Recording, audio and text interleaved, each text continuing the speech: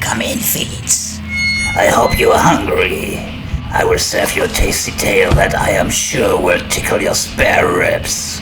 I call this meaty little morbid melodrama, as a nauseous cannibal remarked on particularly hot day. Taint the meat, it's the humanity. No one paid much attention to Zach Gristle before World War II. He was just another small-town butcher.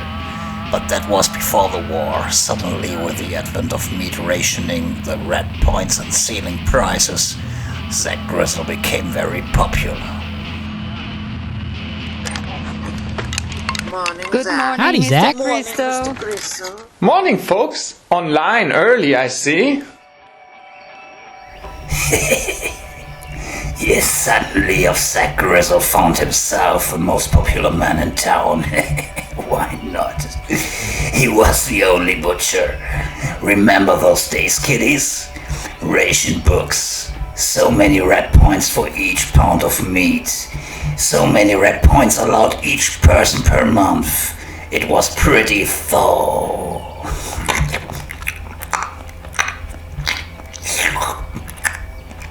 The situation, that is. Oh dear, I only have 41 points left, Mr. Gristle. Can I owe them to you, please? I am awfully sorry, Mrs. Vinkle. I need these points in order to buy the meat myself. I couldn't do that.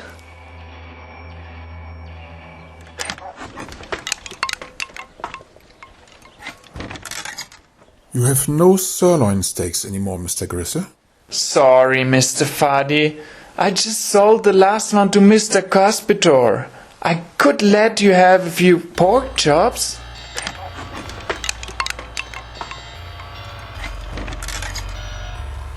Sorry, Miss Dickleborg. Nothing but salami left.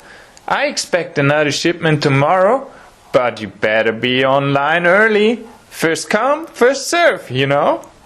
Oh, poor Mr. Gristle. He tries so hard and he's so honest. Oh, this rationing must be really hard on him. Yes, meat rationing was hard on Mr. Gristle.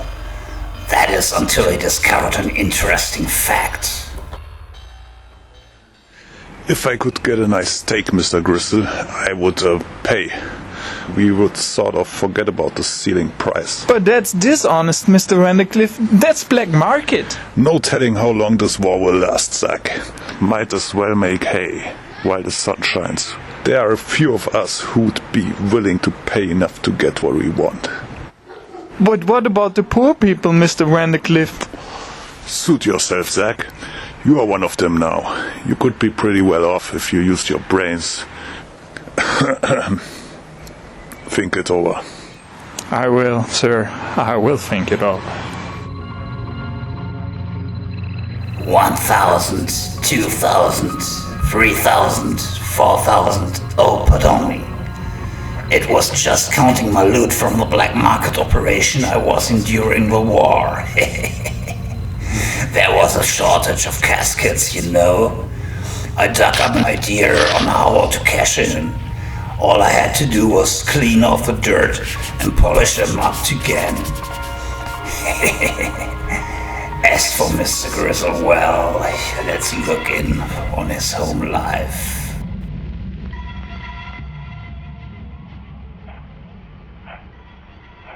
Junior, eat your meat. I'm not hungry. 17 points. You say something, Vic? Oh no, I was just thinking there. Yet, Mr. Gristle thought it all over and made up his mind.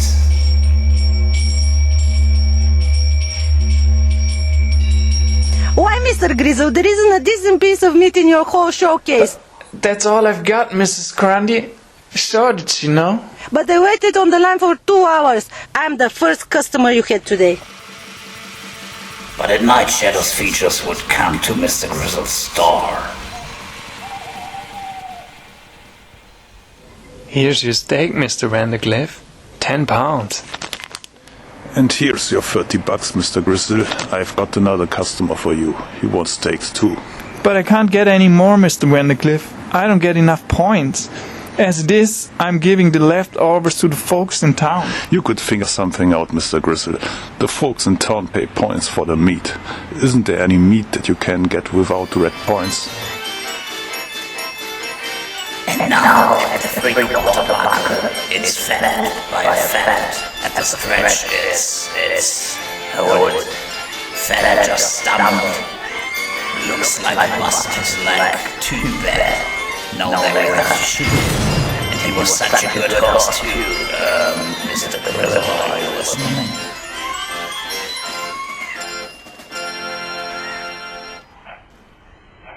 Junior, eat your meat. I'm not hungry. Gee, you expect me to eat like a horse? Horse meat. That's the answer. You say something, Vic? Oh no, I was just thinking, dear. Just thinking.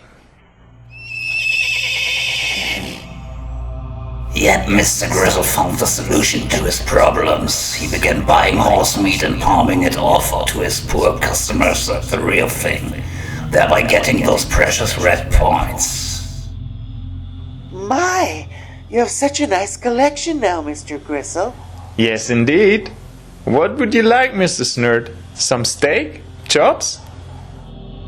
And with the precious red points, he'd purchase good meat, which he'd sell at the black market. These steaks are going to cost you more money, Mr. Vandercliff. I'm taking big chances now. $5 a pound from here on.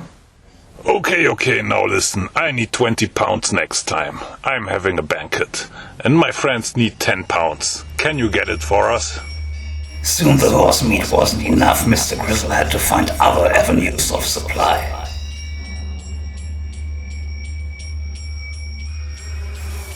Look, Gristle, I'm supposed to sell this meat to Zeus, okay? It's not fit for human consumption. It's too old. It's been laying around the warehouse for too long. But, for price, And no points? no points, Gristle. No points. I will take it, but not a word. Shh. Understand? Not a word to anyone.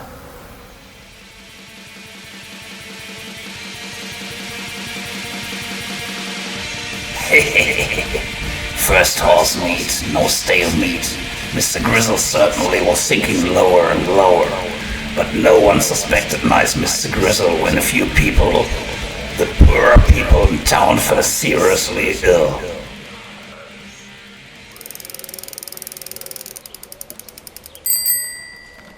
Your post.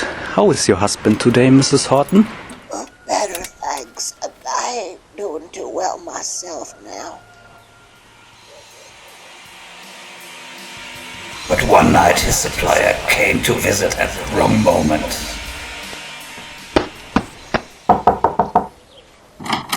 Mr. Gristle isn't in. He's out walking. Well, just tell him he can pick up another load of the slop. The what? The stale meat, the junk, the stuff he's been selling is good stuff, you know. Oh, yeah. I'll tell him. Tell him I got some horse meat for him too, okay? Bye now. Mrs. Gristle closed the door and stared at it for a minute. Then she went out. She arrived at the butcher shop a few minutes later. Here's your meat, Mr. Vandercliff. Thanks, Zach. Don't take it, Mr. Vandercliff. It's stale, old, or might be even horse meat. Sarah? Hey, not this stuff, Mrs. Gristle. I pay $6 a pound for this stuff. 6 regular customers get the junk. $6? That's black market. Bright kid, this Sarah. Quick with numbers, ceiling price. $69, $6 to Vandercliff, black market. It features. But she's a good kid, Mrs. Gristle. She's real mad too. You are selling meat on the black market. You keep out of this, Sarah. And you're passing off stale and horse meat to your customers for red points. We are going to be rich, Sarah. Can't you see? Rich. I don't want that kind of money. Mr. Horton was terribly sick. Was it from your meat? Probably. Who cares? Anyway, I want the money. After the war, I'm going to retire. I've socked away $6,000 already.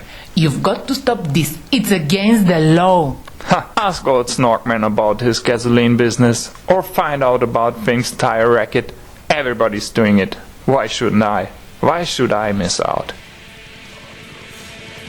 Yet Mrs. Gristle was awful mad, but she couldn't talk Zack out of it. He was determined to make his pile, no matter who suffered. Got a deal for you, Gristle. Got some tainted meat. Real bad. No one will know it, though. Got a process that covers it up. They'll never know until it's inside of them. Kinda sad, really. I need some points badly. Got a big order to fill. Okay. Whatever. I will take it. So Zack Gristle bought the spoiled meat and sold it to his customers. My sister-in-law is here from out of town. She's amazed we can get all the meat we want. Just try to do my best, Mrs. Abacrombie. What will it be? It's coming. The beginning of the end commences to start right now. Flowers of Mrs. Abercrombie. What kind? Why, lilies, of course. That you know.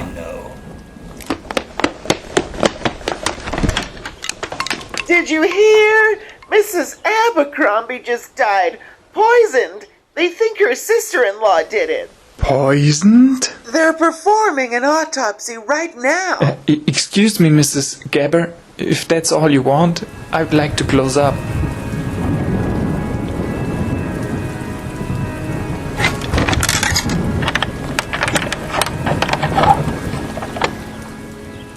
Oh, howdy, Zach. You closing up early today, ain't you? You scared of the maniac? Maniac? What maniac? Well, you know, the maniac going around poisoning everyone. You know, Miss Abercrombie, and Miss Snurd, and Mr. Snurd, and old man Grundy. They're all dead. You watch yourself going home, Zach. You watch yourself from that maniac. Yes. Well, good night, Pete, Sheriff. Gotta go. He's maniac out there. Mr. Gristle ran all the way home. First thing he did when he got there was take his black market money from its hiding place, 11,000. Pack your things, Sarah. We're leaving town. You're in trouble. They found out? I warn you not to sell horse meat. It's worse than that, Sarah. 4 people are already dead. I sold them tainted meat. You... what? Sarah, can you hear? He killed him. He sold them poisoned meat. And now it's sinking into the female rain. Ah, that's it. Get mad, get good and mad. You're a murderer. I did it for us, Sarah. For you and me and Junior. Junior, he's eating at Herbie Horton's house. Horton? She bought some of it. At that moment, Junior staggered into the kitchen. He looked a little green around the gills. I feel sick, Mommy. No! He's dead, Zach. Dead. You killed him too. Our son. Our son. Oh my God. Sarah, No. put down that knife. No, Sarah. No.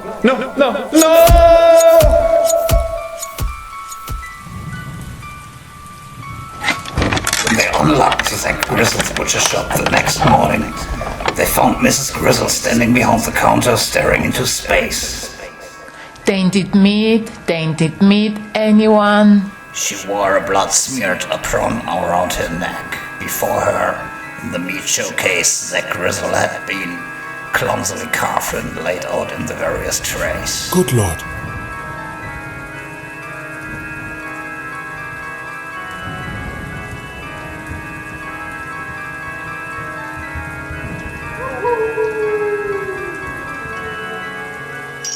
Alright. So you ain't hungry. You can window shop, can't you? Not interested?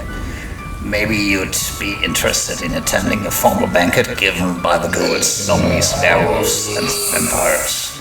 Black Market Body Syndicate in honor of Zach Gristle. He will be served.